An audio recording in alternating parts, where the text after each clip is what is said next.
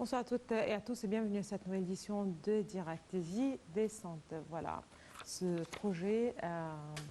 grandiose fera l'objet justement de notre débat ce soir. Nous allons parler de ce projet et qui vise à améliorer le quotidien de millions de citoyens. De grands efforts sont déployés par le gouvernement pour assurer une vie décente aux citoyens. C'est une initiative qui a été justement lancée par le chef de l'État, le président Abdel Fattah el-Sisi, il y a quelques années.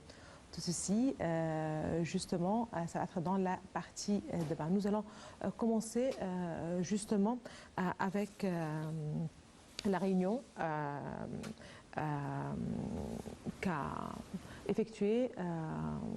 le chef de l'État, le président Abdel Fattah el-Sisi, le 23 mars dernier. Justement, j'aimerais rappeler que le président el-Sisi s'est réuni avec le Premier ministre Moustapha Madbouli et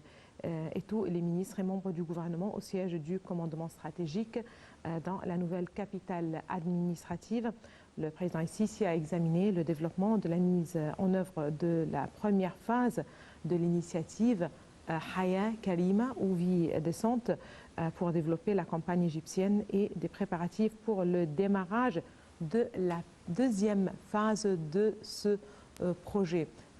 Tout de suite, je vous propose les détails dans ce commentaire signé Saad Al-Maghrabi.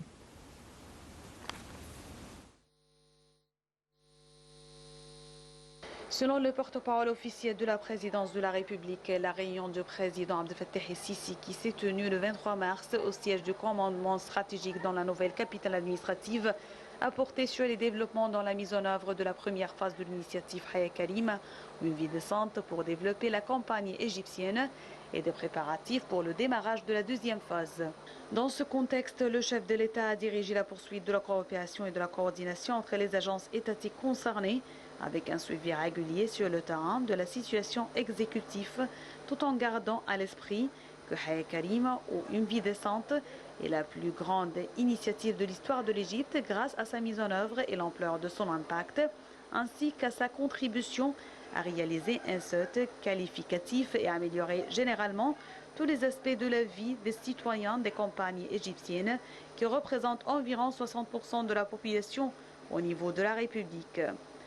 Le chef de l'État a également examiné le projet du gouvernement visant à transférer les ministères ainsi que les diverses agences et institutions de l'État dans la nouvelle capitale administrative. Dans ce contexte, le président Sisi a dirigé d'intensifier les efforts pour s'assurer que le déplacement du gouvernement dans la nouvelle capitale administrative soit un véritable développement de l'appareil de l'État de manière globale et qualitative, réalisé non seulement en modernisant les bâtiments et les installations, mais aussi en qualifiant les travailleurs, en formant les cadres gouvernementaux à l'utilisation des méthodes scientifiques modernes de gestion, contribuant ainsi à la mise en place d'un appareil administratif efficace caractérisé par les plus hauts degrés de gouvernance.